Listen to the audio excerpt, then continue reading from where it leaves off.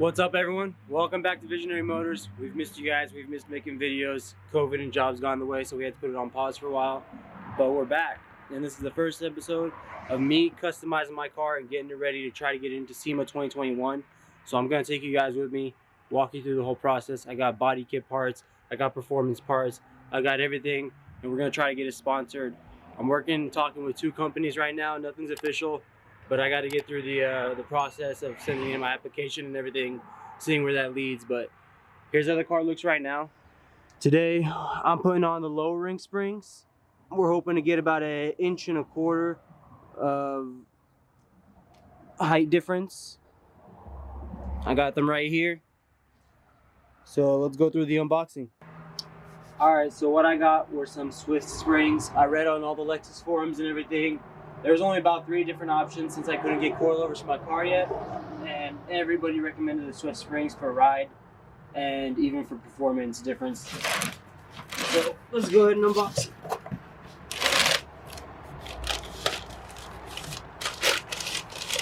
Seems pretty simple, just the springs, nothing else. It's my first time ever buying some lowering springs.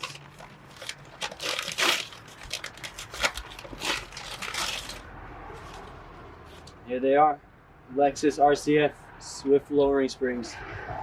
These 2 are for the front, and these 2 are for the back. Let's unbox one of these babies.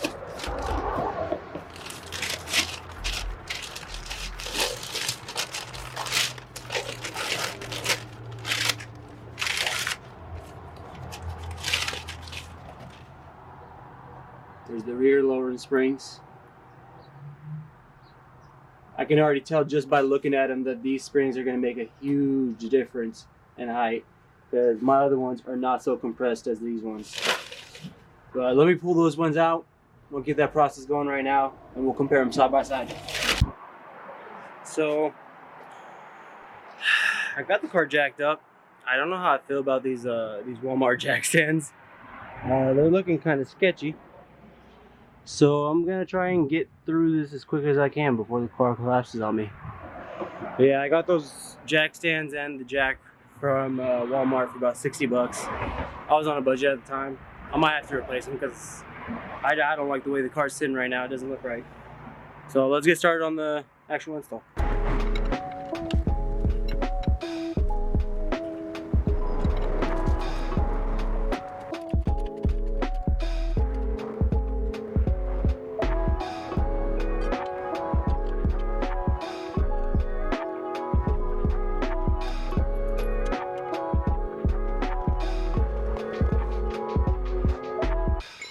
So for anybody wondering why I don't just do coilovers, I went through every brand of coilovers possible.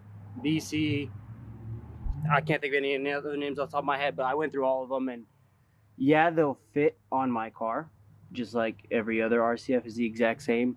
But after 2017, and especially since this is the 10th anniversary edition, they added the AVS, the adaptive variable suspension, and nobody makes anything that will connect this harness right here. So if I was to install coilovers, I would lose the AVS, and I would have the light going off 24/7 because this wire would be loose on both ends, and there's nothing to do about that. So as of now, we will go with just lowering springs. There is a company in Germany that has some coilovers that'll work for this car, but they're $3,900 for the coilovers, and I'm good. I'd rather go with these $300 lowering springs in the meantime until somebody comes out with an AVS suspension for the RCF. So let me show you what we need to get removed to get this done. So after getting everything apart, seeing the AVS suspension, and realizing that maybe springs might mess it up, and I'm not 100% sure on that yet, I'm going to go ahead and put everything back together, and we're going to take this over to the shop down the street from our boys at Pacific Tire in Bakersfield, and we'll let them take a look at it, because they were able to help me out last time when I tried putting BC Racing coilovers on it.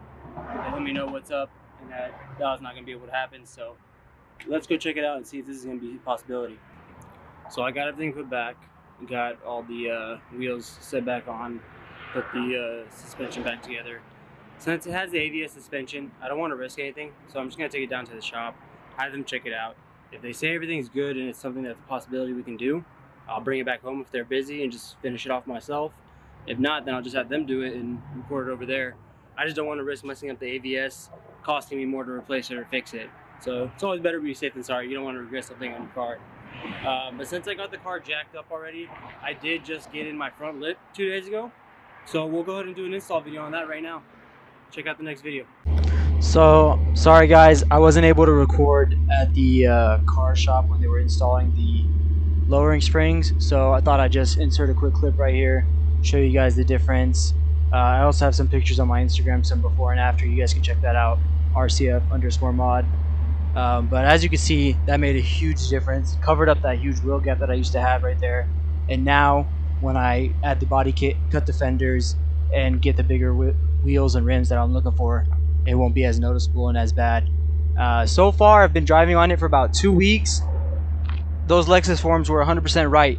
Those Swift springs did not change the ride at all. They did make the car feel lower. Even when I'm driving it, it feels lower. I can feel the difference, but I don't feel any difference with the ride smoothness or stiffness of going over bumps or anything. Everything feels the exact same. It's just my whole car feels a little bit closer to the ground. So thanks for watching the video, everybody. Appreciate you sticking around. Please hit the like and subscribe button if you haven't already, and make sure to watch the next videos in the series. They should be up. I post them at the same time as this one. The front lip install is next, and then the exhaust is after that. Thank you.